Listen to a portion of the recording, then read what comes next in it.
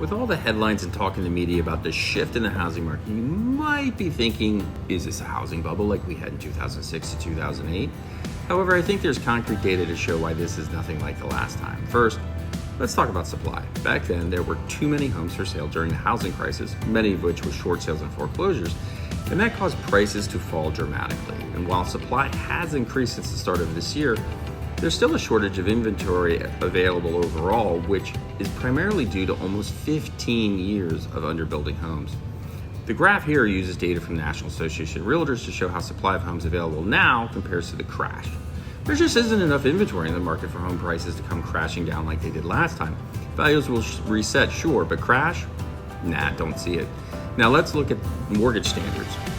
During the lead up to the housing crisis, banks were creating artificial demand by lowering lending standards and down payment requirements, making it easy for just about anyone to qualify for a home loan or refinance their current home. Remember the old no money down loans, stated income, or even banks lending 110% of the home's value?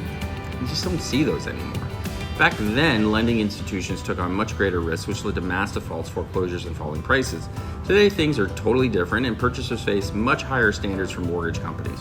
This graph uses mortgage credit availability data from the Mortgage Bankers Association to help tell the story. The lower the number, the harder it is to get a loan. In the latest report, the index fell by 5.4%, indicating standards are tightening. Finally, the foreclosure volume is vastly different from what it was during the crash. Buyers today are more qualified and less likely to default on their loans. The graph here helps paint the picture of how different things are this time. According to CoreLogic, the total average equity per borrower has now reached almost $300,000, the highest in the data series. This means most homeowners have plenty of room to avoid distressed sales such as foreclosures. Bottom line, if you're concerned we're headed over a cliff like the last housing crash, this data should help alleviate your fears. Well, wondering what to do, what's right for you? Well, let's talk about it. Hit me up for personal market evaluation so we can make sound decisions based on sound data.